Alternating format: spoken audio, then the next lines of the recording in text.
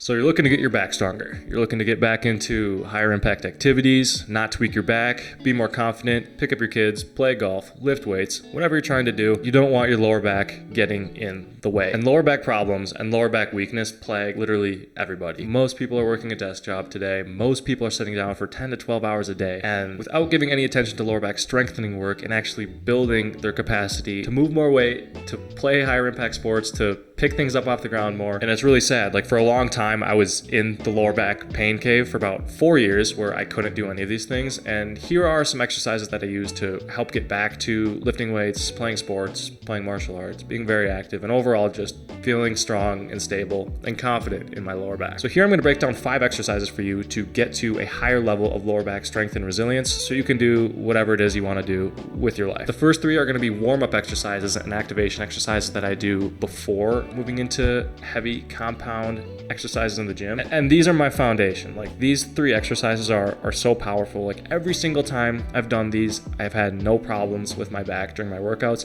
And whenever I've neglected these, or the principles I talk about here, is when I've actually had lower back tweaks and setbacks and mild spasms. So don't neglect these warm-up exercises. They are so powerful. Like, they may seem simple. You may think you only need 2 out of these 3, but I promise you need all of them. So without me riffing anymore, the first exercise is the payoff press and a payoff wood chop variation. There is just something about anti-rotation of the core and activating all of these muscles in a rotational way that gives you so much stability and bulletproofing to the lower back. Like the payoff press and then the wood chop variation you'll see here, they work every single muscle in the core. And the core is your trunk. It's your internal weightlifting belt that holds you together when you want to do high impact sports or lift heavier weights or just be more resilient in life. Like, your core is your trunk. It's your foundation from where your power is built. Like, if you want to be stronger, if you want to hit harder in martial arts, or be able to pull harder in jiu-jitsu, or swing a golf club harder, all of that power stems from the core, and doing exercises like the payoff press are going to build that foundation to get you there. On top of that, this is extremely bulletproofing and protective for the lower back. It's going to activate all of the core muscles. I mean, the transverse abdominis, the obliques, the QL, the abs in the front, even the little multifidus in the back. All the muscles are going to be working.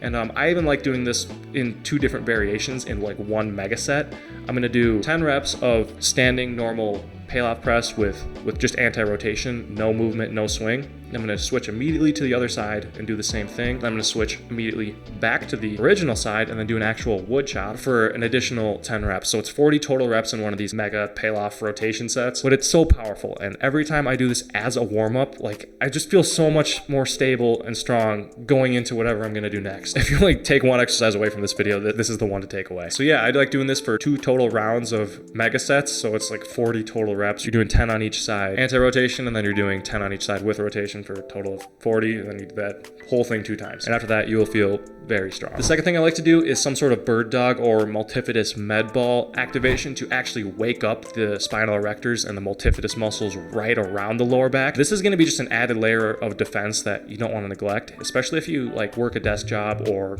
just have a weak lower back in general. This is a great way to wake up the muscles so they're primed and prepped to do heavier movements like exercise 4 that I'll show you later in this video. Because if you don't do this and these muscles are dormant and asleep, they're gonna wake up and spasm at the wrong time, like when you don't want them to. Like, say these muscles are asleep and you try to do a heavy squat, these muscles are gonna have to turn on, and when it's time for them to turn on, they're not gonna be activated and primed, so they're gonna just spasm. They're gonna just lock up and tense because they weren't primed, they weren't prepped. What that feels like manifesting in the body, is a lot of pain. So you wanna avoid that. Multifidus med ball is probably my favorite variation of this because it helps you keep a lot of constant tension on the muscles and build up some endurance as well as strength. And those little paraspinal and spinal erector muscles right around the spine. The third exercise that I love that you definitely don't want to neglect, especially if you're doing like heavy lower body movements like squats and deadlifts, is glute activation. There are quite a few ways you can do this, but the main point and the main principle of why you want to do this is because the more the glutes activate and the more the glutes work, the less pressure the lower back has to take off. So if you have like the best functioning, well-oiled, strong glutes on the planet, you can really lift like as much weight as you want with no risk, because you know that your glutes are going to be the prime movers and your back actually isn't even going to take that much stress at all. Like, before I'm doing anything like exercise 4 later in this video, I need to wake up the glutes. Like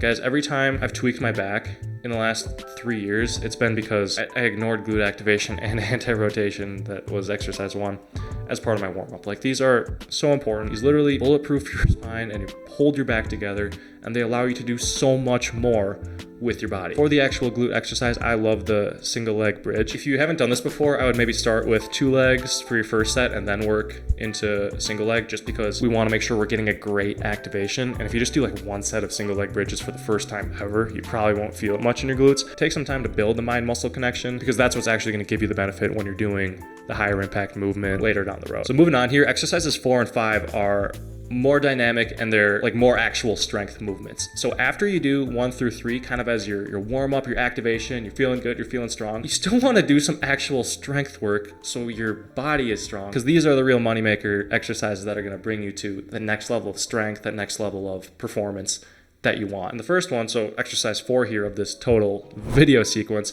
is the RDL. And like the point of this exercise is like, if you want to be able to pick heavy things up off the ground, you have to train the muscles that pick heavy things up off the ground. And I don't just mean like, oh, it's cool to be able to lift a lot of weight off the ground, but I mean this level of resilience carries over into every area of life, like whether you're snow skiing, like water skiing, swinging a golf club, just like picking up your kids, doing chores around the house, shoveling freaking mulch, I don't know. Like all of these things require the same strength from the same muscles. And if you want to have next level strength in these movements and to not break down and be worried about your back every time you need to use them, like you need to find an exercise that really turns on these muscles and activates them. And I love the RDL for it for a couple of reasons.